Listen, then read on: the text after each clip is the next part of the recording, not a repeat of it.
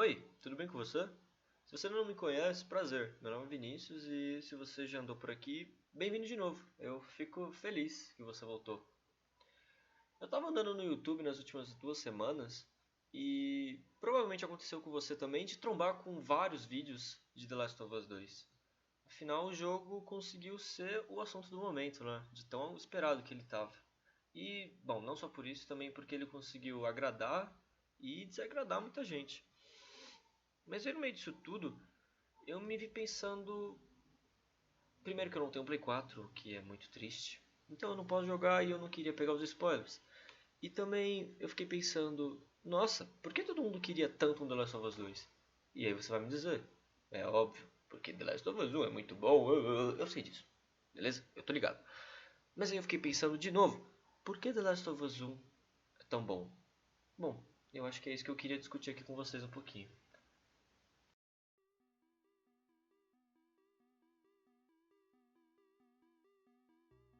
Começar falando assim um pouquinho sobre o aspecto técnico do jogo, que sinceramente eu acho que nem tenho o que reclamar. Os gráficos eram lindos para a época, ainda mais se você pensar que o jogo foi lançado em 2013 e a remasterização para PlayStation 4 em 2014. E o jogo continua lindo até hoje, né? Ainda acho um dos jogos mais bonitos que eu já joguei no PlayStation 4 na época que eu tinha. A ambientação também é incrível. A gente vê a cidade em ruínas, a mata tomando conta.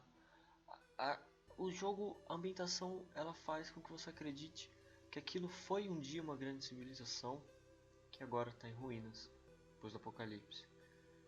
Então, ok, acho que já deu para entender que o gráfico é lindo e faz o trabalho dele, a ambientação, o gráfico, tá tudo direitinho. E em questão de gameplay, o jogo é simples. Você anda, você corre, coleta recursos para melhorar suas armas e habilidade, luta com os inimigos na base da paulada, atirando neles e batendo com armas corpo a corpo, ou passa pelas fases quietinho, no modo stealth.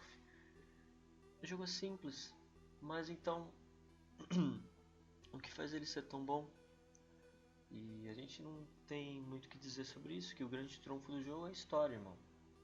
E acho que é ela que a gente tem que dar o maior foco aqui. Logo no começo, a gente já é bombardeado de carga emocional. Nós somos apresentados a um Joe e uma Sarah que vivem normalmente uma vida de pai e filha no mundo normal. Mas em questão de poucos minutos, o apocalipse estoura e todo aquele mundo começa a se destruir.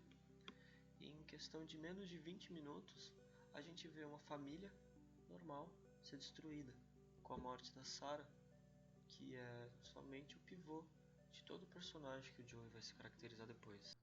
Ah, não. Sarah? Ok. Mexe as mãos, querida.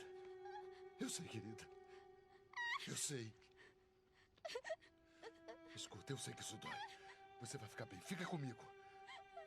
Tá, eu vou pegar você. Eu sei, querida. Eu sei que dói. Vamos, querida, por favor. Eu sei, querida. Eu sei. Sarah. Querida. Não faz isso comigo, querida. Não faz isso comigo. Vamos. Não. Não. Não. Não. Não. Não. Por favor. Meu Deus. Por favor. Por favor. Não faça isso, meu Deus. E quando a gente chega no futuro, a gente pode ver um Joel completamente diferente. Ele se tornou um homem frio, que vive sem propósito, num mundo destruído e que a cada dia tem que lutar para sobreviver. E o reflexo disso, que é bem claro, é que a única relação de amizade ou de um certo grau de afeto que ele possui é com a Tess, que é a sua parceira de contrabando. E mesmo essa relação não fica muito bem clara. Apesar de, sim, eles se gostarem um do outro, não fica bem claro qual é a relação deles.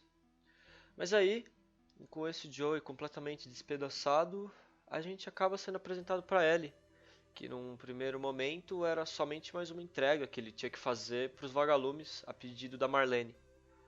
E a Ellie, bom, quando ela chega, a gente já consegue ver que ela é diferente, porque apesar de ela ter nascido num mundo já destruído, ela nunca ter conhecido os pais, porque eles abandonaram ela pequena, e ela ter recentemente perdido a sua melhor amiga e talvez um possível interesse amoroso, o que é mostrado na DLC The Left Behind, a gente vê que a Ellie ainda tem esperança. A Ellie se vê como uma esperança para a humanidade, já que ela é a única possibilidade de cura. E ela não só se vê como uma esperança, como ela também se surpreende. Ela ainda faz piadas apesar da situação, ela fica feliz, como quando ela entra num bosque e ela surpreende porque ela nunca tinha ido num bosque antes.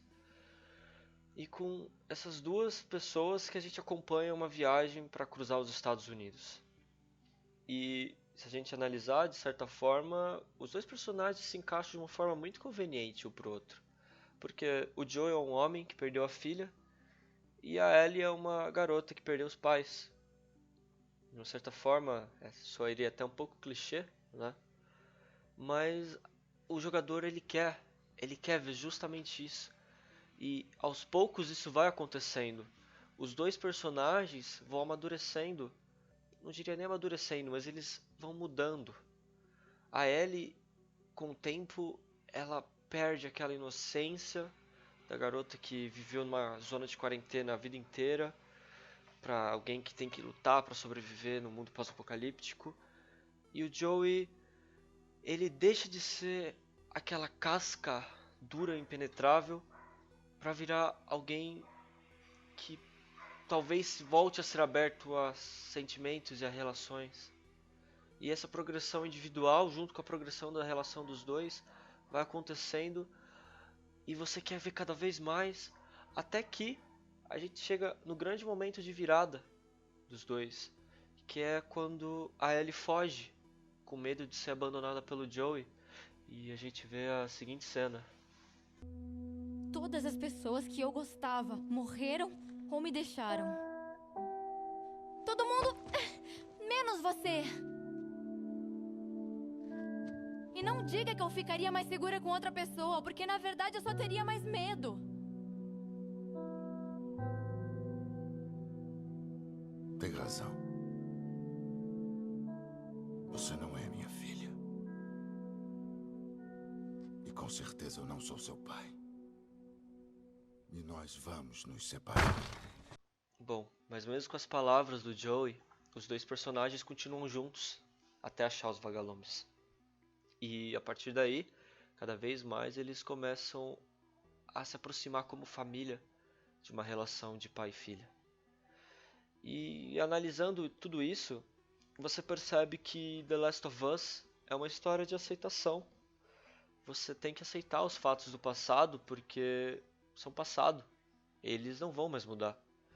Da mesma forma que você tem que se perdoar pelas coisas que você não pôde mudar. Da mesma forma, os dois personagens se culpam. O Joey por não ter protegido a sua própria filha e a Ellie por não ter morrido depois de ter sido infectada enquanto sua amiga morreu. E é isso que a história se baseia, em aceitação e perdão. E é só quando o personagem, no caso Joey, consegue entender isso que a relação dos dois realmente começa a se aproximar. E talvez seja por isso que todo mundo gosta de The Last of Us. Porque, querendo ou não, aceitação e perdão são difíceis hoje em dia. E por causa dessa mensagem que os personagens passam por meio da relação deles, a gente também não quer ver os dois se separando. A gente quer que aquela relação dure para sempre, porque, querendo ou não, ela nos ensinou alguma coisa sobre nós mesmos enquanto a gente jogava. Por isso que quando o Joey tem que salvar a Ellie dos vagalumes, é óbvio aquela decisão. Por mais que o nosso racional diga que a Ellie deveria se sacrificar pelo futuro da humanidade, o nosso sentimental não quer. O nosso sentimental aprendeu tanto com eles e se fixou tanto a eles que eu tenho certeza que todo mundo que jogou concordou com a decisão do Joey de simplesmente tirar a Ellie de lá e terminar o jogo com aquela frase tão icônica. Promete pra mim. Promete pra mim que tudo que você disse sobre os vagalumes é verdade. Eu juro.